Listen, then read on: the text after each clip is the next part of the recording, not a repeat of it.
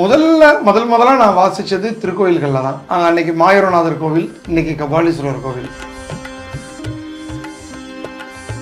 இறைவனோட ஜீவ தண்டத்தின் பிரதிபிம்பமே. நாதஸ்வரத்துக்கும் இறைவனுக்கும் நிறைய தொடர்பு. சொல்ல போனா இது இறை கண்டுபிடிக்கப்பட்ட ஒரு வாத்தியம் தான். இறைவனால் கண்டுபிடி. நாதஸ்வரத்தோட பிறந்த இடம் திருவாரூர். திருவாரூர் கோயில் வரலாறு எத்தனை வருஷங்கிறதே யாராலுமே சொல்ல முடியாது. இறைவனோட பரிவாரங்கள்ல வந்த ஒரு எத்தனையோ வாத்தியங்கள்ல நாதஸ்வரமும் ஒண்ணு முதன்மையானது. கபாலீஸ்வரர் கோயிலில் வாய்ச்சிட்டு இருக்கும்போது சில சங்கதிகள்லாம் பார்த்தீங்கன்னா நிகழ்ச்சியில் கூட எனக்கு ஒரு சபா நிகழ்ச்சியில் கூட இது எனக்கு கிடைக்காது. அந்த சங்கதி அபூர்வமான சில சங்கதியெல்லாம் நான் உண்டாகும். ஒரு ரசிகனாகவும் மோடி அவர்கள் இந்த பாராளுமன்றத்தில் நீங்கள் வாசிக்க அவங்க நின்று உங்களுக்கு எதிர நின்று பார்த்தாங்கன்னு நினைக்கிறேன். அந்த தருணம் இன்னும் எனக்கு ஒரு கனவு பயணமாக தாங்க இருக்கு. ஏன்னா பாராளுமன்றத்தில் சுதந்திரம் வாங்கினப்ப நாதஸ்வரம் வாய்ச்சிருக்கிறாங்க. அதுக்கப்புறம் இப்போ இந்த பாராளுமன்றம் அந்த செங்கோல் இதில் நிறுவும் போது என்ன கூப்பிட்டுருந்தாங்க. சொல்லப்போனால் அவருக்கு நான் கடன்பட்டிருக்கேன்.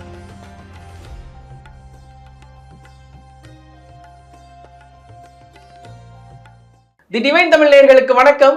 நான் விஜய் அரியர் சுதன். இன்னைக்கு நம்ம கூட நாதஸ்வர கலைஞர் செம்மனார் கோயில் மோகன்தாஸ் அவர்கள் தான் இருக்காங்க. இவங்களை பற்றி சொல்லணும்னா சுதந்திரத்துக்கு அப்புறம் 75 ஆண்டுகளுக்கு பிறகு பாராளுமன்றத்தில் போய் நாதஸ்வரம் வாசித்த பெருமை மோகன்தாஸ் அவர்களுக்கு தான் சாரும். இன்னைக்கு அவங்கள தான் நம்ம தி டிவைன் தமிழ் யூடியூப் சேனலுக்காக பேட்டி எடுக்க போகிறோம். சார் வணக்கம். இன்னைக்கு எல்லாரும் நினச்சிட்டு இருப்பாங்க நம்ம நாதஸ்வரத்தை பற்றி பேச போகிறோம், நாதஸ்வர வரலாறை பற்றி பேச போகிறோம் அப்படின்னு. ஆனால் அதையும் மீறி இந்த நாதம் இறைவனோட தொடர்புடைய ஒரு மிகப்பெரிய ஒரு கருவி, ஒரு இசைக்கருவி அப்படிங்கிறது நிச்சயம் மறுக்க முடியாத ஒரு விஷயம். நிச்சயமா. அப்படி இருக்கும்போது கபாலீஸ்வரர் கோயிலில் வாசிச்சுட்டு இருக்கீங்க.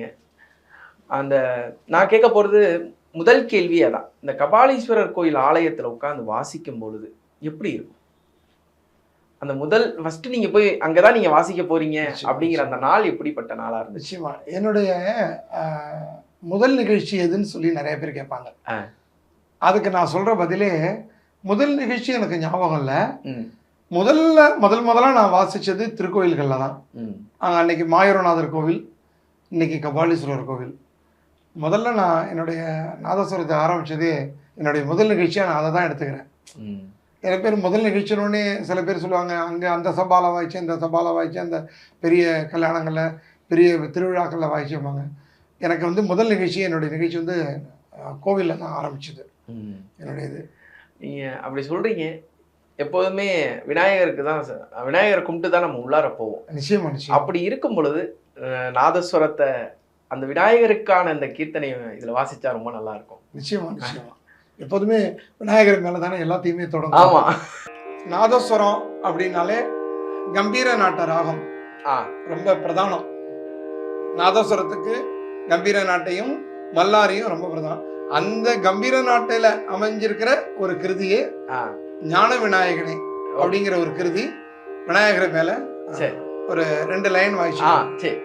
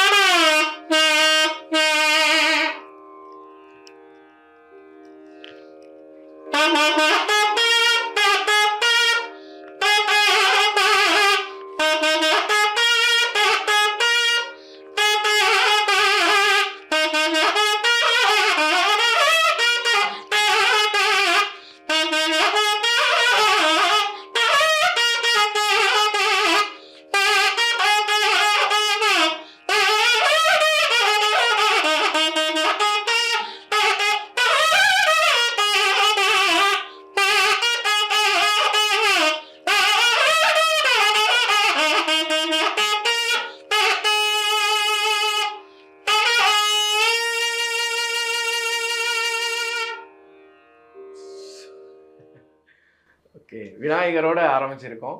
இப்படி இருக்கும் பொழுது நீங்கள் எத்தனை கோயில்களை வாசிச்சிருக்கீங்க?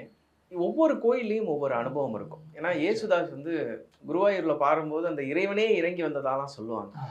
அப்படி இருக்கும்போது இந்த நாதஸ்வரம் இறைவனோட எவ்வளோ தொடர்புடைய ஒரு விஷயம், அந்த அனுபவத்தை பற்றி. நாதஸ்வரம் இறைவனின் ஜீவ தண்டத்தின் பிரதிபிம்பமே நாதஸ்வரம். நாதஸ்வரத்துக்கும் இறைவனுக்கும் நிறைய தொடர்புகள். சொல்லப்போனால் வந்து இது இறை கண்டுபிடிக்கப்பட்ட ஒரு வாத்தியம் தான். இறைவனால் கண்டுபிடிக்கப்பட்ட வாத்தியம் தான். ஏன்னா திருவாரூர் கோவில் வரலாறு, நாதஸ்வரத்தோட பிறந்த இடம் திருவாரூர். திருவாரூர் கோவில் வரலாறு வந்து எத்தனை வருஷங்கிறதே யாராலுமே சொல்ல முடியாது. ரொம்ப இப்போ கட்டியிருக்கிற திருவாரூர் கோவிலே 5000 வருஷம்னு சொல்லிக்கிறாங்க. அதுக்கு முன்னாடி சுவாமி, அதாவது இறைவனோட பரிவாரங்களில் வந்த ஒரு எத்தனையோ வாத்தியங்கள் நாதஸ்வரமும் ஒன்று முதன்மையானது. இது வந்து ஒரு என்னுடைய பெரியவர், எங்களுடைய இப்போ இருக்கிற பெரியவர், எங்கள் அப்பா, எங்களுடைய சித்தப்பா, செம்மனார் கோயில் எஸ்ஆர்ஜி ராஜண்ணா, ஆச்சால்புரம் சின்னத்தம்பி பிள்ளைன்னு இப்போ 93 வயசு அவருக்கு. இவங்கெல்லாம் நிறையா, நான் இவங்கள்ட்டெல்லாம் நிறையா பேசியிருக்கிறேன் அதை பற்றி.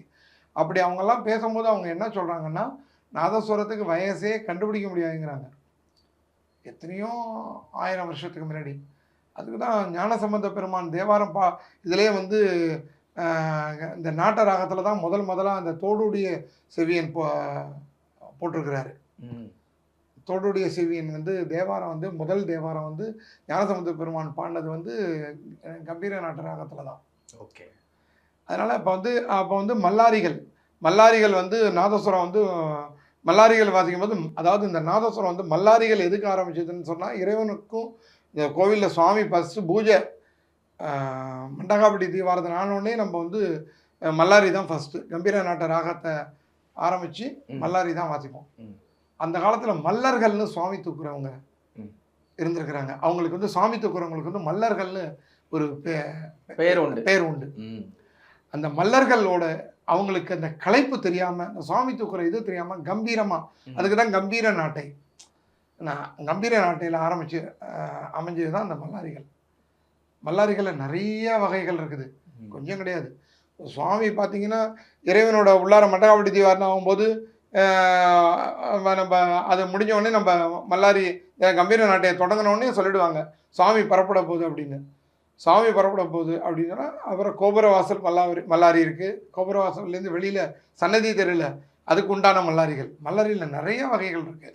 இங்கே செம்மனார் கோயில் எஸ்ஆர்டி வைத்தியநாதன் எங்கள் சித்தப்பா அவங்க நிறைய சொல்லியிருக்காங்க எங்களுக்கு. நாங்கள் அவங்க ஒரு கிளாஸ்க்கு ஒரு 2-3 வருஷம் அவர்கிட்ட நான் இருந்தேன். அப்போ நிறைய எனக்கு சொல்லி கொடுத்துருக்குறாங்க. மல்லாரிகள் எப்படின்னா கும்பம் மல்லாரி, கும்பம், அதாவது அந்த காலத்தில் வந்து கோயிலுக்குள்ள சன்னிதானங்கள் வரும்போது அவங்களுக்கு வந்து கும்பம் கொடுத்து தான் அவங்கள வந்து வரவேற்பாங்க. அப்போ அது ஒரு மல்லாரி. அப்புறம் சுவாமிக்கு தலிகை எடுத்துகிட்டு போவாங்க. தலிகைன்னா இப்போ பெருமாள் கோவிலில் பார்த்தீங்கன்னா, ஆமாம், வைணவ கோயில்களில் வந்து தலிகைன்னு சொல்லுவாங்க, சுவாமிக்கு நேவேத்தியம் காட்டுறது. இங்கே நம்ம சிவன் கோயிலில் நேவேத்தியம்னு சொல்லுவாங்க. அதை இந்த நேவேத்தியம் எடுத்துகிட்டு போகும்போது தலிகை அப்படின்னு அவங்க ரெண்டும் ஒன்று தான், மல்லாரியும் ஒன்று தான். அங்கே சொல்கிற வார்த்தைகள் அங்கே வைணவ கோயிலில் அப்படி சொல்லுவாங்க, இங்கே நம்ம சிவன் கோயிலில் சைவ இதில் வந்து இப்படி சொல்லுவாங்க. இதில் மல்லாரி வந்து அதுக்கு ஒரு மல்லாரி இருக்குது. அந்த மல்லாரி வாய்ச்ச உடனே மக்கள் அவங்க வந்து தெரிஞ்சுப்பாங்க, ஓ இந்த மல்லாரி வாசிக்கிறாங்க, இப்போ வந்து சுவாமிக்கு நேவேத்தியம் போகுது அப்படின்னு தெரிஞ்சுப்பாங்க. அப்புறம் புறப்பாடுக்கு வந்து ஒரு மல்லாரி இருக்கு, அது தெரிஞ்சு அது அந்த மல்லாரி வாய்ச்சா சுவாமி புறப்பட்டு வெளியில் வந்துருச்சு. ஒவ்வொரு மல்லாரிக்கும் ஒரு அர்த்தம். ஆமாம், அர்த்தம் இருக்குது. அதுமாரி தீர்த்தம், சுவாமிக்கு தீர்த்தம் கொடுக்கும்போது தீர்த்த மல்லாரி, அது இப்போ சாமி தீர்த்தம் கொடுக்குது. இப்போ நிறைய பேருக்கு வந்து கோவிலில் வந்து சாமி கும்பிட முடியாத ஒரு சூழ்நிலை இருக்கும்.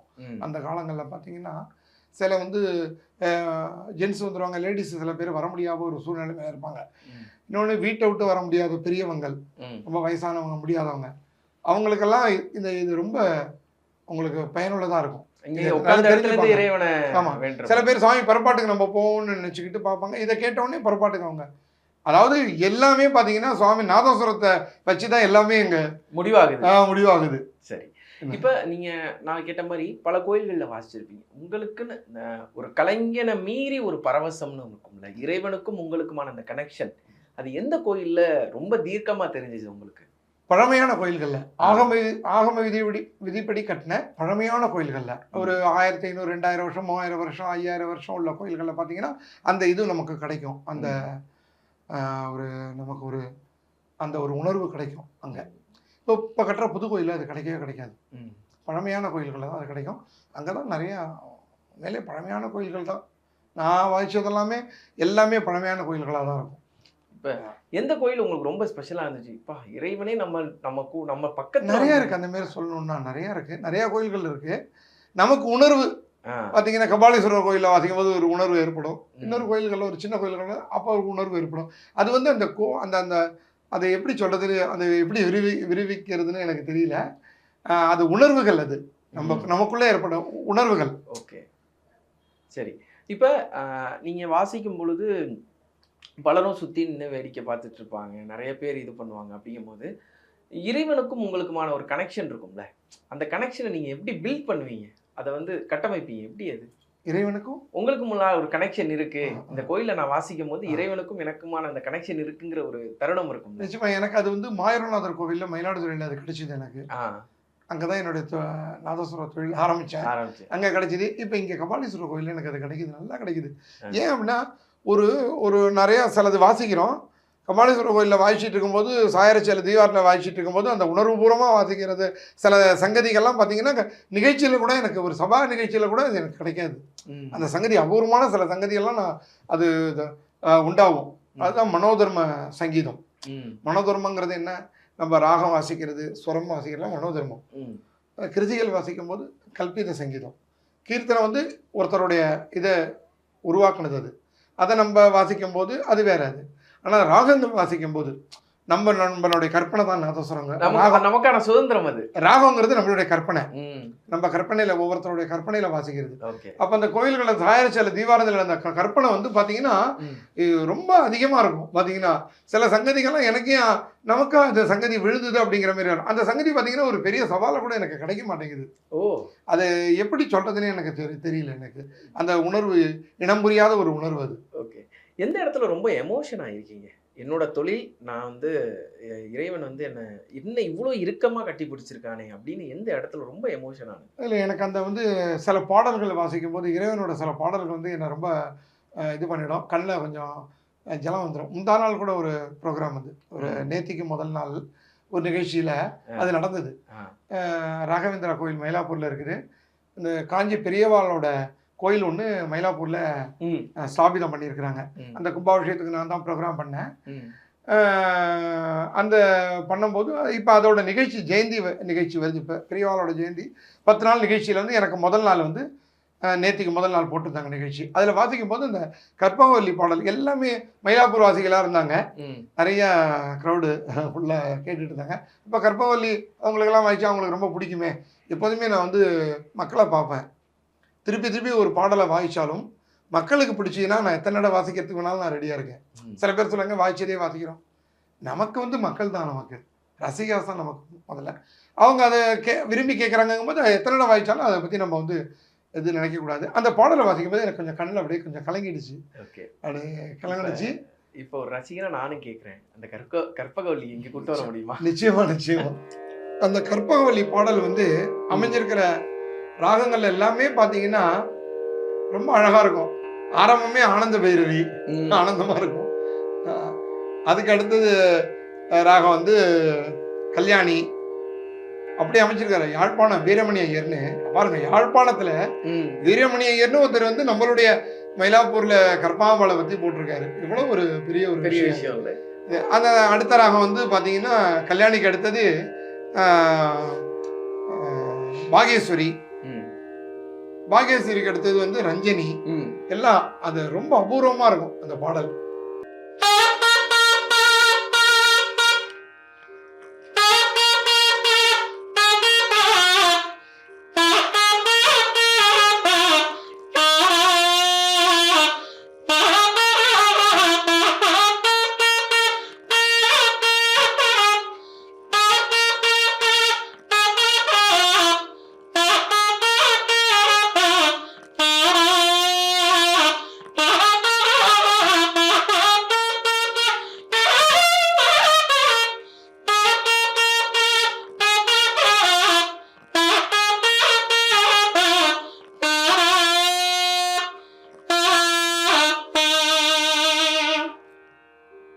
ஏங்கப்பா, இது இப்போ ஒவ்வொரு இது போகும்போதும் அந்த ரசிகர்கள்டேருந்து வர முடிஞ்சதுக்கப்புறம், போகும்போது கூட இல்லை, முடிஞ்சதுக்கப்புறம் என்ன மாதிரியான ஒரு எமோஷன் வெளியே வரும்? நீங்கள் அழுதுட்டீங்க, ஓகே, அவங்கள்ட்டேருந்து வர ஒரு இல்லை அவங்க ரொம்ப இப்போ அதாவது இப்போ பொதுவாக வந்து பார்த்தீங்கன்னா ஆடியன்ஸ் இப்போ வந்து ரொம்ப கொஞ்சம் ஓரளவு குறைஞ்சிட்டாங்க, முன்ன மாரி கிடையாது. அப்போ உள்ள ஆடியன்ஸ் மாரி. அப்போல்லாம் பார்த்தீங்கன்னா நிகழ்ச்சி ஆரம்பிக்கும் போது உட்காந்தவங்க நிகழ்ச்சி முடிகிற வரைக்கும் எந்திரிக்க மாட்டாங்க. எந்திரிச்சு இப்போ வந்து அவங்கவுங்களுக்குடைய உள்ள சூழ்நிலைமை, கால சூழ்நிலைமை அப்படிங்கிறத கூட சொல்லலாம். ஆடியன்ஸ் கூட நம்ம இது இல்லாமல் கால சூழ்நிலைமையினால அவங்க சீக்கிரம் வீட்டுக்கு போகணும், பஸ் கிடைக்கல, அது கிடைக்கல, ஏதோ ஒரு விஷயம் சொல்லிட்டு அவங்க ஒரு மணி நேரம் 1.5 மணி நேரம் உட்காந்துருக்குறாங்க. அதுக்கு மேலே உட்கார முடியல அவங்களால. ஆனால் ஒரு சில நிகழ்ச்சியில் ரொம்ப ஒரு சில பேர் பண்ணுற பிரியத்தில் அவங்க ரொம்ப நேரம் உட்காந்து ஃபுல் நிகழ்ச்சியை கேட்டுட்டு போகிறாங்க. அதுமாரி ஃபுல் நிகழ்ச்சியை கேட்டு இது மாதிரிலாம் ரொம்ப கஷ்டம். இப்போ சமீபத்தில் எனக்கு சில நிகழ்ச்சிகள் எல்லாம் ஃபுல்லாக உட்காந்து அந்த மாரிலாம் கேட்குறாங்க. இப்போ வந்து ஃபுல்லாக உட்காந்து நிகழ்ச்சி கேட்கறல கேரளாவில் நம்ம சொல்லலாம். அவங்க நிகழ்ச்சி முடிகிற வரைக்கும் நான் வர மாட்டாங்க. நம்ம முடித்து நம்ம பேக்கப் பண்ணால் தான் அவங்க கிளம்புவாங்க. அந்த மாரி இன்னும் ஓரளவு அந்த கேரளாவில் கேட்டுட்டு இருக்காங்க. நம்ம தமிழ்நாட்டில் கொஞ்சம் டைமிங் இது பார்க்குறாங்க கொஞ்சம். அது கால சூழ்நிலைமையினால இருக்கலாம். அவங்கள நம்ம குறை சொல்லக்கூடாது. கால சூழ்நிலைமையினால இருக்கலாம். ஆனால் இப்போ என்னுடைய நிகழ்ச்சிக்கு ஓரளவு இருந்துட்டு என் மேலே உள்ள பிரியத்துலேயும் வாசிக்கிற இது நல்லாயிருக்கு, பிரியத்துலேயும் எல்லாம் கலந்து என்கிட்ட சொல்லிக்கிட்டு நல்லாயிருக்கு அப்படின்னு சொல்லி நம்ம விமர்சனம் பண்ணிவிட்டு நம்ம அது வாய்ச்சிங்க, இது நல்லா இருந்துச்சு, இப்படி இருந்துச்சு, இது ரொம்ப ஹைலைட்டாக இருந்துச்சு அப்படின்னு சொல்லிட்டு போகிறவங்க இந்த கற்பவள்ளி பாடலை ரொம்ப கேட்டு சொல்லிட்டு போயிடுவாங்க. ரொம்ப கேட்டு சொல்லிட்டு போவாங்க. இன்னமும் அந்த பாடலோட இதாக இல்லை நம்ம வாய்ச்சதோட விதமாக இல்லை சுவாமியோட அந்த இது பாடலில் இருக்கிறதுனால என்ன அந்த அந்த பாடலோட இதே அமைப்பே அப்படின்னு நான் நினைக்கிறேன். அவ்வளோ அதை வாய்ச்சி ஆமாம் அது எந்த இடத்துல போய் வாய்ச்சாலும் சரி உடனே அவங்களுக்கு உடனே எந்திரிச்சு போகிறவங்க கூட திருப்பி வந்து உட்காந்துடுறாங்க. சரி, இப்போ அப்படி இருக்கும்போது அந்த ஒரு ரசனையும் ஒரு ரசிகனாகவும் மோடி அவர்கள் வந்து இந்த பாராளுமன்றத்தில் நீங்கள் வாசிக்க அவங்க நின்று உங்களுக்கு எதிர நின்று பார்த்தாங்கன்னு நினைக்கிறேன். அந்த தருணம் எப்படி இருந்துச்சு, என்ன சொன்னாங்க? அந்த தருணம் இன்னும் எனக்கு வந்து ஒரு கனவு பயணமாக தாங்க இருக்கு.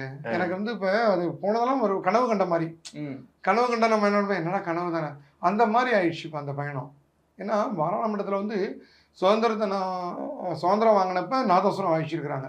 அப்போ யார் வாசிச்சு? அப்போ வந்து நம்ம திருவாடுதுறை பெரியவர் டிஎன் ராஜரத்னம் பிள்ளை அவங்க தான் வாய்ச்சிருக்கிறாங்க.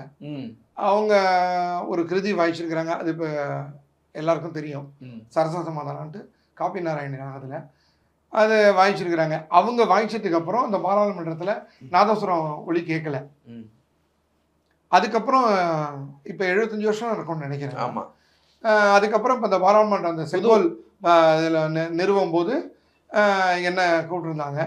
பெரிய என்னை கூப்பிட்டுருந்தாங்கன்னு சொல்ல விட என்னை சுவாமி அனுப்புனார்னு நான் சொல்லணும். ஏன்னா எவ்வளவோ பெரிய வித்வான்கள்லாம் இருக்கிறாங்க, என்னோட நல்லா வாசிக்கிறவங்க இருக்கிறாங்க, என்னோட கீழே வாசிக்கிறவங்க இருக்காங்க, லட்சம் வித்வான்கள் இருக்கிறாங்க. அது என்ன செலக்ட் பண்ணி சுவாமி அது 75 வருஷம் கழிச்சு அவருக்கு அப்புறம் அவர் அதில் என்ன ரொம்ப பெருமைன்னா அவர் வந்து தஞ்சாவூர் மாவட்டம், நானும் தஞ்சாவூர் மாவட்டத்தை சேர்ந்ததுனால எனக்கு ரொம்ப பெருமையாக இருக்குது. அந்த தஞ்சாவூர் மாவட்டத்துக்கும் நாங்கள் பெருமை சேர்த்த மாரி இருக்குது. தமிழ்நாட்டுக்கும் பெருமை தான் அது. ஏன்னா கலை வந்து எல்லா இடத்துலையும் இருக்குது, அது நம்ம சொல்லணும். தஞ்சாவூர் மாவட்டத்தில் அவரும் அதே தஞ்சாவூர் மாவட்டத்துலேயும் நான் போயிருக்கிறேன். அது ரொம்ப பெரிய ஒரு விசேஷம்.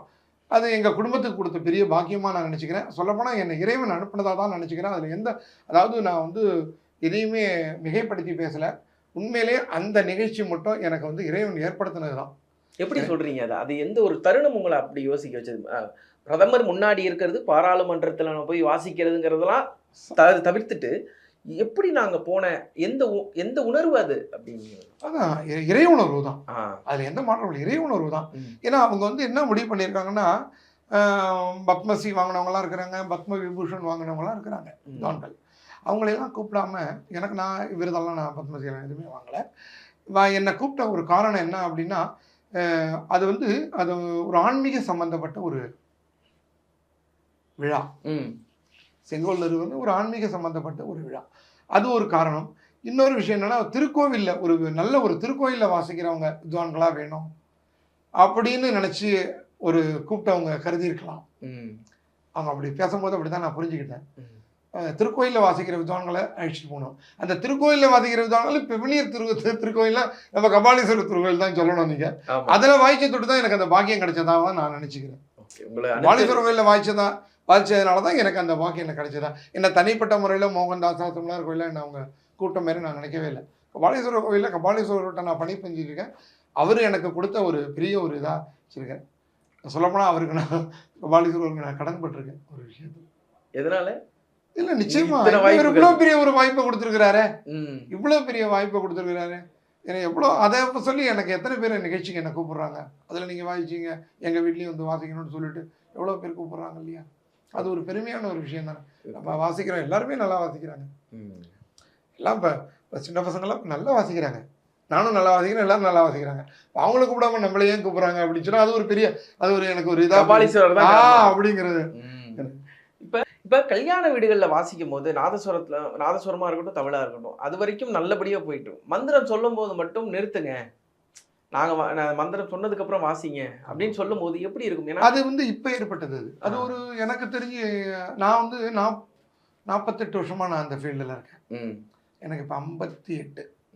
நான் 9 வயசுலேருந்து வாசிக்க ஆரம்பிச்சிட்டேன். வெளியில் 10 வயசுக்கெல்லாம் வெளில வந்துட்டேன். 11 வயசுக்கெல்லாம் கபாலீஸ்வரர் கோவிலில் 69 உற்சவமே வாசிச்சிருக்கிறேன். ஏப்பா. ஆமாம்.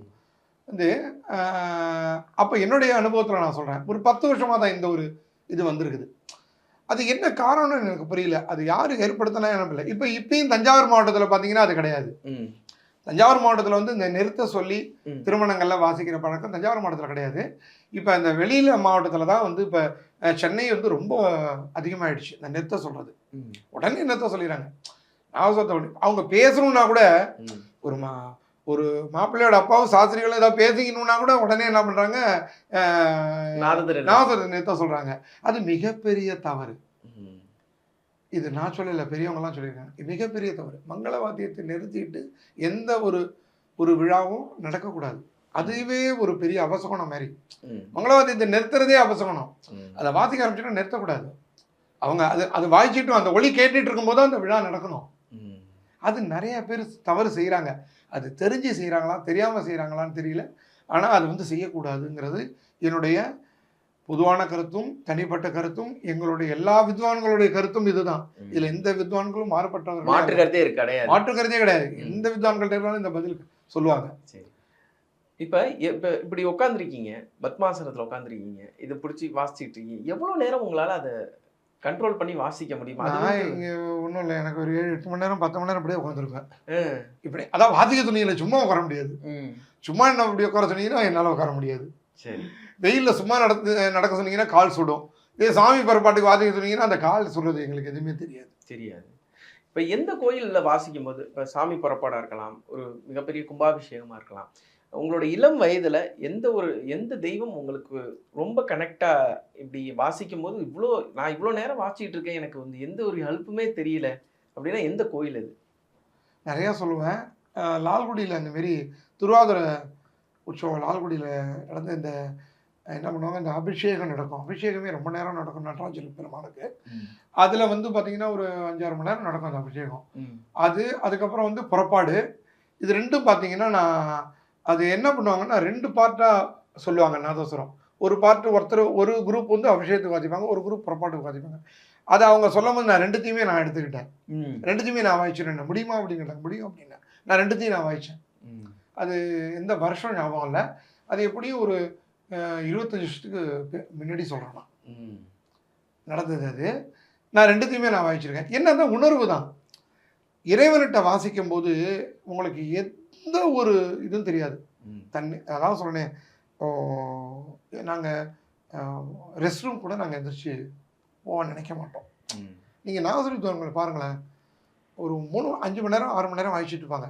இப்போ ஆஃபீஸில் ஒர்க் பண்ணுறவங்க பார்த்தீங்கன்னா ஒரு 1/2 மணி நேரம் 1 மணி நேரம் அப்படியே ரெஸ்ட் ரூம் போயிட்டு வருவாங்க. அவங்க ஒர்க்கை அப்படி வச்சுட்டு. நீங்கள் நாகஸ்வர வித்வான்களை கவனிங்களேன், தமிழ் வித்வான்களை கவனிங்களேன். அவங்க வாய்ச்சிட்டு இருக்கும்போது 5 மணி நேரம் கச்சேரி நடத்துகிறாங்க இல்லையா, 3 மணி நேரம் கச்சேரி நடத்துகிறாங்க, 2 மணி நேரம் கச்சேரி நடத்துகிறாங்க. அது 2 மணி நேரமோ 3 மணி நேரமோ 5 மணி நேரமோ அவங்க எந்திரிச்சு குறுக்க எங்கேயாவது போய் பார்த்துருக்கீங்களா? போகவே மாட்டாங்க. கச்சேரி முடிஞ்சுதான் எந்திரிப்பாங்க. எப்படி அதெல்லாம் அதான் எல்லாமே அந்த உணர்வோடு பண்ணுற அந்த ஒரு இது அதான் சொன்னேன், உணர்வு, ரொம்ப உணர்வு. அந்த உணர்வோடு பண்ணுறதுனால அதெல்லாம் எங்களுக்கு தோணவே தோணாது. சரி, இப்போ இதோட அமைப்பு பற்றி சொல்லுங்கள். இது நீங்கள் பேசுறதுக்கு முன்னாடி சொன்னீங்க இறைவனோட உடல் அமைப்பு அப்படிங்கிற மாதிரி சொன்னீங்க, அதை பற்றி சொல்லுங்கள். இறைவனோட அமைப்பு தான் இது எல்லாமே. நிறைய பேட்டியில் நாங்கள் பேசியிருக்கோம். நாங்கள் இறைவனோட ஜீவ தண்டத்தின் பிரதிபிம்பமே. அதாவது இதுக்கு நான் வந்து ஒரு தனியாக ஒரு விளக்கம் வச்சிருக்கிறேன். அது இன்னைக்கு எடுத்துட்டு வரலன்னா அதை கொஞ்சம் படிச்சு காட்டினா இதோட ஃபுல் விளக்கம் உங்களுக்கு கிடைக்கும். அது கொஞ்சம் படிக்கிறதுக்கு கொஞ்சம் டைம் பிடிக்கும். அதனால அது இன்னொரு பேட்டியில் கூட. சரி, ஓகே. இப்போ இதை வாசிக்கிறதுக்கு என்னென்ன விஷயங்கள் ஒரு கோட்பாடாக தேவைப்படும்? என்னென்ன விஷயங்கள் இதுக்கான கோட்பாடுகள்னா என்ன? நாதஸ்வரத்தை பொறுத்த வரைக்கும் நிறைய இருக்கு. நிறைய இருக்கு. இப்போ நான் வந்து இப்போ நாதஸ்வரம் எடுத்துட்டு இங்கே வந்திருக்கிறேன். உங்களை இப்போ கூட சொன்னல ஷூ போட்டு இங்கே வர வேண்டாம் அப்படிங்கிறது எதனாலன்னா இது நான் இருக்கிறதுக்காக சொல்லுவேன். இந்த நாதஸ்வரம் அந்த இன்ஸ்ட்ருமெண்ட் இருக்கிறதுக்காக. இன்ஸ்ட்ருமெண்ட் இங்கே இருக்கு, அந்த வாத்திய கருவி இருக்கு, அந்த கருவி இருக்கிறதுனால தான் நான் சொன்னேன். அதாவது கோட்பாடு இதுதான், வேற ஒன்றும் இல்லை. திருமண வீடுகளில் நாங்கள் திருக்கோயில்கள் எல்லாம் பார்த்தீங்கன்னா கீழே உட்காந்து வாசிப்போம், ஒரு பெட்ஷீட் போட்டு உட்காந்து வாசிப்போம். திருமண வீடுகளில் பார்த்தீங்கன்னா தான் ஸ்டேஜுக்கு கேட்போம். ஏன்னா அங்கே எல்லாமே சேர்ஸில் உட்காந்துருப்பாங்க. அப்போ எங்களுக்கு வந்து கீழே உட்காந்துட்டு வாசிக்கிறது இந்த நாதஸ்வரத்துக்கு வந்து அது ஒரு ரொம்ப இதாக இருக்கும், குறைவாக இருக்கிற மாதிரி எங்களுடைய ஃபீலிங்ஸ். அது எங்களுடைய இது. அதனால் நாங்கள் ஸ்டேஜ் இருந்துச்சுன்னா எங்களுக்கு அந்த சேருக்கும் அந்த இதுக்கும் கரெக்டாக இருக்கும் எங்களுக்கு. அதெல்லாம் கொஞ்சம் அந்த கோட்பாடெல்லாம் நாங்கள் பார்ப்போம். அது இல்லைன்னா நாங்கள் வாசிக்க மாட்டோம். ஒரு சில பேர் அந்த தவறை செய்யலாம். ஒரு சில வித்வான்கள் இப்போ செய்கிறாங்க, டக்குன்னு அட்ஜஸ்ட் பண்ணி நாங்கள் ஸ்டேஜ் கிடைக்கலன்னா போய் வாசிக்கிறாங்க. அது மிகப்பெரிய தவறு. அதுமாரி செய்யக்கூடாது. அவங்க செஞ்சால் மற்றவங்களையும் அது பாதிக்கும், மற்ற வித்வான்களையும் பாதிக்கும். அதனால் அந்த கோட்பாடை கடைபிடிக்கிறது ரொம்ப நல்லது. ஓகே. இப்போ இந்த நாதஸ்வரத்தை வாங்கணும் அப்படின்னா நான் எங்கே போகணும்? ஒரு பிறப்பிடம் இருக்கு. ஆமாம், இந்தியாவாக இருக்கட்டும், வெளிநாடாக இருக்கட்டும், உலகத்தில் எங்கே நாதஸ்வரம் வாசித்தாலும் சரி, அவங்க வந்து நரசிங்கப்பேட்டையில் போய் தான் நாதஸ்வரம் வாங்கணும். நரசிங்கப்பேட்டை, இன்னொரு ஊர் தேரெழுந்தூர். இப்போ தேரெழுந்தூரில் இப்போ செய்கிறாங்களா என்னன்னு இப்போ வந்து செய்கிற மாதிரி எனக்கு தெரியல. ஆனால் முன்னாடி வந்து தேரெழுந்தூர்லையும் செஞ்சுக்கிட்டு இருந்தாங்க. தேரெழுந்தூர்லையும் நரசிங்கப்பேட்டையிலையும் தான் செஞ்சுருந்தாங்க. நரசிங்கப்பேட்டை தான் ரொம்ப ஃபெமிலியராக இருந்துச்சு. ரொம்ப எல்லாருமே போய் நிறையா வித்வான்கள் பார்த்தீங்கன்னா நரசிங்கப்பேட்டையில் தான் புகழ்பெற்ற வித்வான்கள் எல்லாமே நரசிங்கப்பேட்டையில் தான் செஞ்சு இருந்துருக்குறாங்க. தேரெழுந்தூர்லேயும் ஆனால் தயாரித்து செஞ்சு சில பேர் வாங்கியிருக்கிறாங்க. அங்கே இப்போ வந்து ஃபுல்லாக நரசிங்கப்பேட்டையில் தான் அந்த நரசிங்கப்பேட்டையில் 2 ஸ்ட்ரீட் ஃபுல்லாக அவங்க அந்த நாதஸ்வரம் செய்கிற ஆச்சாரிகள் தான். சொல்லப்போனால் அவங்கள நாங்கள் வந்து மறக்கவே கூடாது. மறந்தால் எங்கள் தொழிலே நாங்கள் மறந்துடணும். ஏன்னா அவங்க இல்லைன்னா நாங்கள் இல்லை. அவங்களுக்கு இந்த ஒரு பேட்டி மூலியமாக அவங்களுக்கெல்லாம் என்னுடைய நமஸ்காரத்தை தெரிவிச்சுக்கிறேன். என்ன மரம் தேவைப்படும் இதுக்கு? ஆச்சால் மரம். அது எல்லாருக்கும் தெரிஞ்ச ஒன்று தான், ஆச்சால் மரம். இது வந்து அனசு வந்து இந்த கீழ்பாகம் வந்து வாகமரம். அது மாதிரி ஒரு சில மரத்தில் செய்யலாம். இது நாதஸ்வரம், இந்த உழவு மட்டும், இந்த வாகம் மட்டும் ஆச்சால் மரம் தான். அதுவும் ஆச்சால் மரம் பழமையான மரம், மிக பழமையான மரம். எவ்வளோக்கு எவ்வளோ பழமையாக இருக்கும் அவ்வளோக்குள்ள இந்த நாதஸ்வரம் நல்லா இருக்கும். இப்போ புது மரத்துல எல்லாம் செய்ய முடியாது. புது மரம் இருக்கிற மாதிரி எனக்கு தெரியல. எல்லாம் பழமையான அந்த காலத்தில் தூண்கள்லாம் கட்டியிருக்காங்க இல்லையா? நார்த் சைடுலாம் போனீங்கன்னா மடங்கள்லாம் நிறையா இருக்கும். அந்த மடங்களில் பார்த்தீங்கன்னா அந்த தூணு எல்லாம் பழமையான வீடுகள், காரைக்குடி சைடு அந்த மாரி தூணை பிரித்து அவங்க போடும்போது இவங்க எடுத்துகிட்டு வந்து அதை மொத்தமாக வாங்கி வச்சுப்பாங்க. வாங்கி வச்சுட்டு அதை எங்களுக்கு கேட்கும் போதெல்லாம் செஞ்சு கொடுக்குறதுக்கு. இப்போ நீங்கள் மடங்கள் அப்படின்னு சொன்னோன்னே எனக்கு காஞ்சி சங்கர மடம் ஞாபகம் வருது. எப்பயாச்சும் அங்கே மகா பெரியவா முன்னாடியோ இல்லை அதுக்கு அடுத்து வந்த பீடாதிபதி அவர்கள் முன்னாடியோ நீங்கள் வாசித்த அனுபவம் இருக்கா? நாங்கள் மகா பெரியவா முன்னாடி நிறையா வாசிச்சிருக்கோம். கொஞ்சமாக நிறையா. எங்கள் ஊருக்கு மயிலாடுதுறைக்கு அவர் விஜயம் செஞ்சார்னாலே நாங்கள் ஒரு 10 பேர் 15 பேர் வித்வான்கள் போயிடுவோம். எங்களுக்கு தகவல் வந்துடும். தகவல் வந்தாலே நாங்கள் போய் வாசிப்போம். அதெல்லாம் என்ன இதெல்லாம் கேட்க மாட்டோம். அதில் எவ்வளோ கொடுக்கணும், என்ன பணம், அதெல்லாம் அந்த பண பேச்சுக்கே இடம் கிடையாது. பெரியவா வந்தாங்கன்னா நாங்கள் அங்கே போய் அவங்கள அழைச்சிட்டு வந்து அவங்க பூஜை பண்ணுற இடத்தங்களை கொண்டாந்து விட்டு அங்கே கொஞ்சம் நேரம் வாய்ச்சி அப்புறம் மக்கள்லாம் வந்து அவங்கள்ட்ட அந்த பிரசாதம் வாங்குற வரைக்கும் வாய்ச்சிட்டு போவோம். திரும்பி அவர் போகிற வரைக்கும் அனுப்புகிற வரைக்கும் நாங்கள் வாய்ச்சிட்டு போவோம். என்ன சொல்லுவாங்க அவங்க? இப்போ அந்த ஒரு இதை ஒரு இப்போ பாலப்பெரியவா இருக்கார் இல்லையா? மகா பெரியவாளோட அவருடைய நியமனம் தான் இப்போ பாலப்பெரியவா. இப்போ பாலப்பெரியவா இருக்கார் இல்லையா? இப்போ புது பெரியவால சொல்லலை, புது பெரியவா தான் பதவி ஏற்றிருக்கிறாரு. பாலப்பெரியவா மகா பெரியவாளுக்கு அடுத்தது ஜெயேந்திர, அவங்களுக்கு அடுத்தது பாலப்பெரியவா வந்து ஒரு நிகழ்ச்சியில் இங்கே ஒரு சென்னையில் ஒரு சபாவோட ஓப்பனிங் ஃபங்க்ஷனுக்கு நான் வாய்ச்சிட்டு இருக்கேன். அவர் தான் அந்த பூஜை பண்ணுறதுக்கு வந்திருக்கிறார். அந்த திறப்பு விழாவுக்கு வந்து பூஜை பண்ணி திறந்து வைக்கிறாரு. அதுக்கு அந்த மங்களவாத்தியம் அன்றைக்கி நான் தான் வாசிக்கிறேன். வாய்ச்சிட்டு இருக்கும்போது அவரை வந்து எல்லாருமே பேசுங்க, அவர் நல்லா பேசுவார், பேசக்கூடியவர். நீங்கள் கொஞ்சம் பேசணும் எங்களுக்கு, நாங்கள் வாய்ச்சிட்டு இருக்கேன், நல்லா கேட்டுங்க, இங்கே நான் வாய்ச்சிட்டு இருக்கேன், அவரை பேச சொல்லி சொல்கிறாங்க. அவர் உடனே இப்படி பார்க்குறாரு. பார்த்துட்டு வித்வான், நாதஸ்வர வித்வான், மங்களவாத்தியம் அன்னபூரணி வாய்ச்சிட்டு இருக்கிறார். சாமா ராகத்தில் அன்னபூரணி கிருதி வாய்ச்சிட்டு இருக்கிறாரு. ஓ, அந்த ராகத்தோடு சொல்றாரு. சாமா ராகத்தில் அன்னபூரணி கிருதி வாய்ச்சிட்டு இருக்கிறாரு. அவர் வாய்ச்சி முடிக்கட்டும், அப்புறம் நம்ம பேசுவோம். அந்த அளவுக்கு அதுக்கு மதிப்பு. எதுக்குன்னா அந்த நாதஸ்வரத்துக்கும் அந்த கிருதிகளுக்கும், கிருதிகள்லாம் என்னங்கிறீங்க, எல்லாம் இறைவனோட சம்பந்தம். அன்னபூரணி, காசி விசாலாட்சி, அந்த இதேவா காசி விசாலாட்சி மேலே போட்டது தானே அன்னபூரணி கிருதிகள்லாம். அதெல்லாம் வந்து தீட்சிதரோட கிருதி, அது முத்துசாமி தீட்சிதரோட கிருதி. எப்படி எதுக்குன்னா எல்லாமே இந்த நாங்கள் எதுவுமே நாங்கள் வந்து எதுவுமே இல்லை, எல்லாம் சுவாமி சம்மந்தப்பட்ட அந்த வரிகள் தானே வருது. அதை போய் பாதியில நிறுத்த சொல்றதுங்கிறதே அது ஒரு இதுன்னு சொன்னாங்க. அது அவருக்கு தெரிஞ்சு அவர் சொல்றாரு. அப்படியே கூட்டம்லாம் அப்படியே அவர் பேசுறது ஒண்ணுமே எனக்கு அந்த டைம் ரொம்ப அவரை ரொம்ப இம்ப்ரெஸ் பண்ணிட்டாரு. என்ன இந்த அளவுக்கு விவரமா சொல்லி அதை நான் வாய்ச்சி முடிச்சதுக்கு அப்புறம் தான் எங்களை பார்த்து முடிச்சுட்டீங்களான்னு கேட்டு தான் அவர் அந்த ஸ்பீச் பேசவே ஆரம்பிச்சாங்க. இப்போ அன்ன